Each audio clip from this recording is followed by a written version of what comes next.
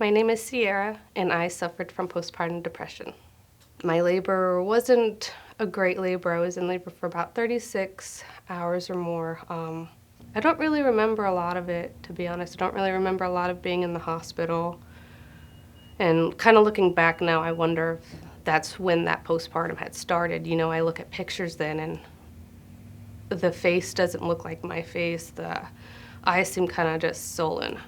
So I was in there for 3 days, and, then we were on our way home, and I just didn't feel like me. I thought maybe this is just the effects still of the laboring process, going through the epidural, just all of that anesthesia. I'm just not myself yet.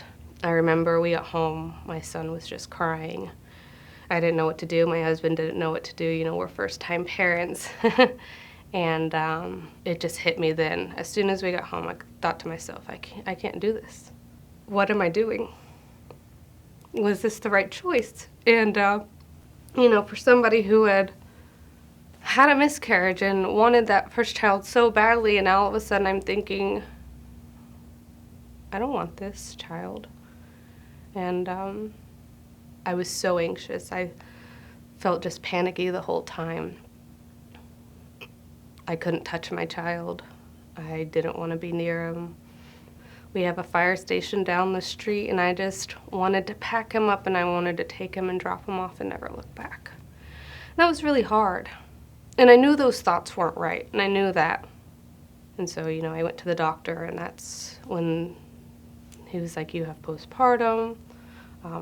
Didn't know the extent to it at the time, because it was just so onset, just at the beginning of it. Went through a couple, trial and error with medications.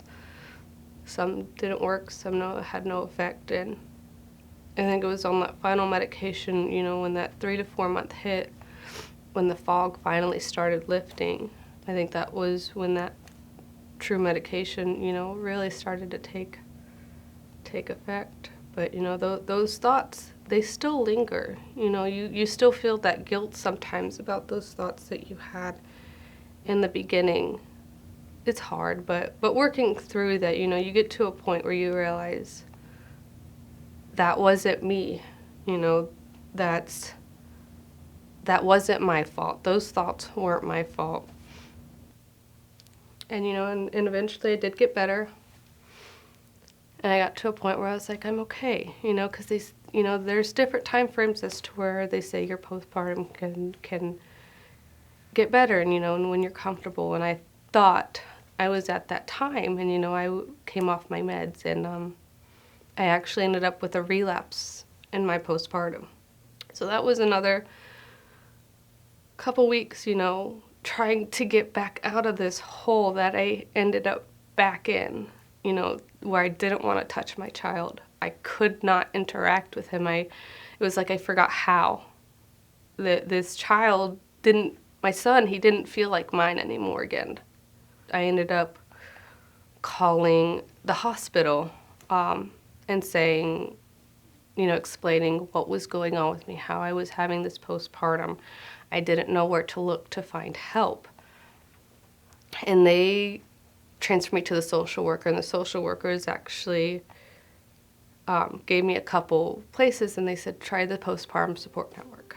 So when I messaged Tina, she actually, in her group, the postpartum support network, they got all of my information, my insurance, and they found me a therapist in my area and found me the best one that would work for me. And I truly believe that saved my life, because I don't know really what would have happened if I hadn't found them. I don't think I'd be in a good place, to be honest, with those dark, dark thoughts that I had, some that are a little uncomfortable to talk about, just the thought of harm to not only your own child, but to yourself. And having those thoughts, sometimes that you can't express to others, especially your own family.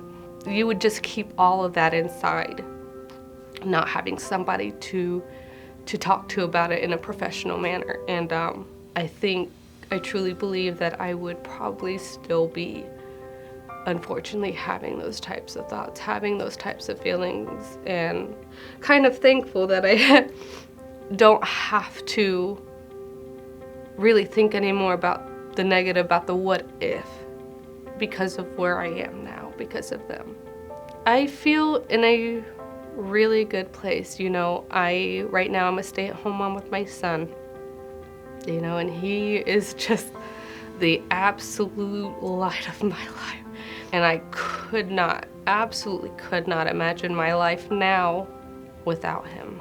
I could not. To the other moms and, even possible fathers who are experiencing the postpartum depression, I would say you'd actually be surprised about how many people are going through postpartum and not tell anybody.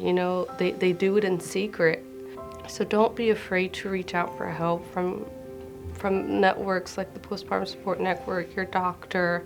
Grab that hand that's out waiting and wanting to help you.